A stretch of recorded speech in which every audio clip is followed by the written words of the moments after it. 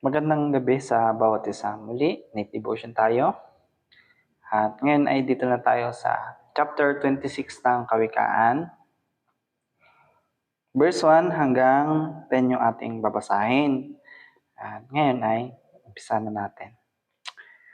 Ang papuri di angkop sa taong mangmang parang ulan ng yelo sa tag-araw o panahon ng anihan. Ang sumpang di nararapat ay hindi tatalab tulad lang ito ng ibong di dumadapo at lilipad-lipad. Ang latigoy para sa kabayo, ang bukadoy para sa asno, ang pamalo naman ay sa mangmang na tao.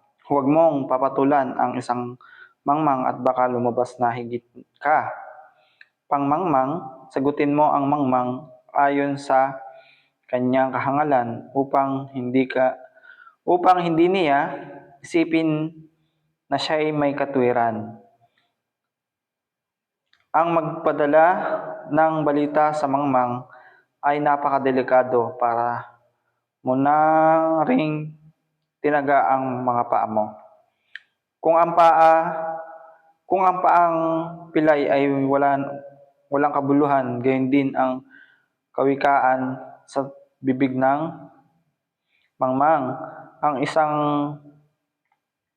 papuring sa mangmang inuukol ay parang batong nakatali sa balat ng tirador. Ang isang kawikaan sa bibig ng mangmang ay tulad ng tinik sa kamay ng isang lasing. Tulad ng isang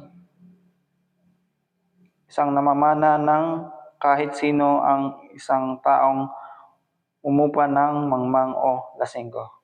So yun, itong verse 26 ay mali.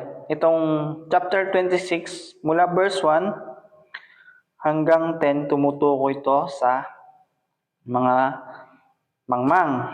At yun, sinasabi dito sa verse 2, ang sumpang di nararapat ay hindi tatalab tulad lang ito ng ibong di dumadapo at lilipad-lipad.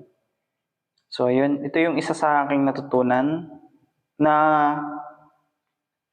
ano man yung sabihin sa atin ng mangmang or na mga salita na pinapaniwalaan nilang mangyayari sa atin, yung sumpang, ewan kung ano yun, basta sabi nila ay yung may mga salita silang sinusumpa kita, ganon, ay hindi yung tatalab sa atin kung tayo ay mananatiling matalino at bukod doon kung patuloy tayo magtitiwala sa Panginoon sa atin at kung ating i-rebuke yung mga bagay na sinasabi nila na sinusumpa kita sa ganito, hindi ka na makakapagtapos ng pag-aaral, mga ganong salita ay ating i-rebuke sapagkat ang pinagpala ng Panginoon, ang nakakilala sa Panginoon, ang nilinis ng dugo ng Panginoon ay kailanman ay hindi na pwedeng sumpain pa. Nasa Bible din po yun. Limot ko lang kung anong chapter at anong verse, pero nandito rin po yun, nakatala sa Bible. At yun, siguro sa mga susunod na araw or buwan ay ating pag-uusapan yun. At yun, meron pa akong isang verse na bubuksan at isang chapter na aking babalikan. At dito yun makikita sa chapter 14, verse 8, nalalaman ng matalino ang ginagawa, ngunit ang mangmang ay inaakay ng maliniyang unawa.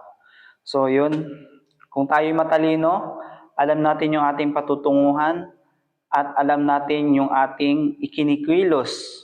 Sinasabi dito sa verse 8, kaya tayo ay maging matalino. Sinasabi dito sa verse 8, chapter 14 ng Kawikaan, na ang taong matalino ay iniisip ang kanyang ikikilos at kung ano yung magiging impact nun sa kanyang buhay. Kung ano yung kanyang tinatahak, ano yung patutunguhan niya. At yun, alam ng matalino ang kanyang patutunguhan. At kung ikaw ay matalino, alam mo kung saan mo matatagpuan ang magandang kinabukasan. Alam mo kung ano yung dinaraanan mo. Alam mo yung mga salita na magbibigay encourage sa iyo upang magpatuloy na maging mabuting kabataan at makapagtapos ng pag-aaral. At yun, sana ay naunawaan mo yung gusto kong sabihin. At lagi nating tandaan na patuloy nating basahin ang ating Bible, ang ating Biblia, at lagi nating isapuso yung mga bagay na ating nababasa dito sa Bible. Isang bagay na mahalaga sa ating lahat sapagkat ito ang sinasabi ng ating mga pastor, ng ating pastora, at hindi lang naman nila ito sinasabi sa atin para lang wala lang, kundi upang mas maunawaan natin yung mga bagay na itinuturo nila sa atin. At yun, sana ay naunawaan mo yung gusto kong sabihin at nawa ay patuloy kang magpakalago sa Panginoon.